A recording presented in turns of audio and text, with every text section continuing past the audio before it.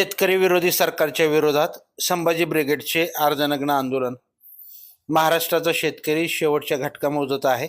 कर्ज काढून मोठ्या आशेने तो लाखो रुपयांचे बी बियाणे खते काळ्या मातीत फेकतो. त्याला पाणी देतो. शेतकरी व शेतमजूर पिकं फुलवतात आणि ऐन कापणीच्या वेळेवर निसर्ग कोकतो.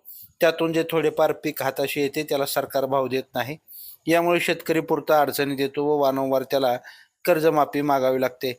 त्याला या संकटातून काढणं हे सरकारचं आद्य कर्तव्य आहे. करिता संभाजी ब्रिगेडच्या वतीनं मुख्यमंत्र्यांना नांदुरा तहसील मार्फत अर्धनग्न आंदोलन करून पत्र पाठवलं आहे. त्यात पुढील मागण्या नमूद करण्यात आल्या आहेत. कोणत्याही अटी शर्तीचे निकष न लावता तात्काळ शेतकऱ्याला संपूर्ण कर्जमाफी देण्यात यावी. नुकताच झालेला वादळी वारा व अवकाळी पाऊस यामुळे केळी, लिंबू व इतर फळबागांचे मोठ्या प्रमाणावर नुकसान झाले. त्यांना तात्काळ एकरी 50,000 रुपयांची मदत द्यावी. शेतकऱ्याला दिवसा वीज द्यावी, जेणेकरून जंगलात रात्री अपरात्री पिकाला पाणी देण्यासाठी गेल्यामुळं कित्येक शेतकरी साप व हिंस्र पशूंचे बळी पडले आहे. त्यापासून बळीराजाचा जीव वाचेल. विदर्भातील महत्वाकांक्षी प्रकल्प असलेले जिगाव धरणाच्या कामाला गती मिळावी व तो प्रकल्प लवकरात लवकर पूर्ण व्हावा. नांदुरा तालुक्यात ऊसाचा पेरा वाढला आहे. त्या ऊसाला विमा कवच मिळावे. गेल्या वर्षी वादळी वाऱ्यामुळे शेकडो एकरावरील ऊस अक्षरशः झोपला.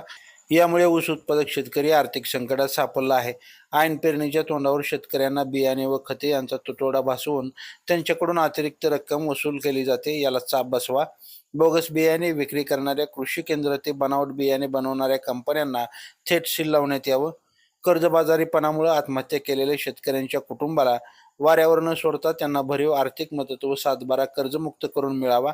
अशा महत्त्वपूर्ण मुद्द्यांचं निवेदन संभाजी ब्रिगेडच्या वतीनं मुख्यमंत्र्यांना देण्यात आलं.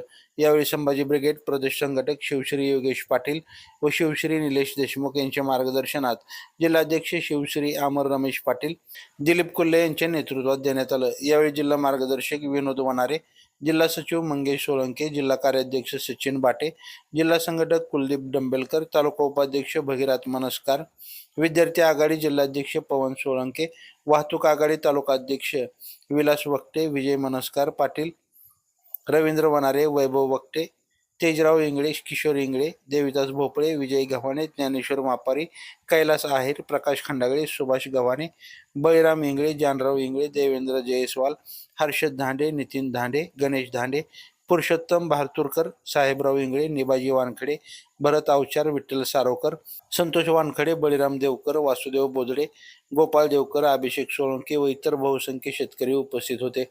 लाईव्ह महाराष्ट्र झोन न्यूजसाठी तालुका प्रतिनिधी महेंद्र हिवाळे. ताज्या अपडेट्ससाठी लाईव्ह महाराष्ट्र झोन न्यूजच्या यूट्यूब चॅनलला सबस्क्राईब करा, तसेच बेल आयकॉनवरती क्लिक करा.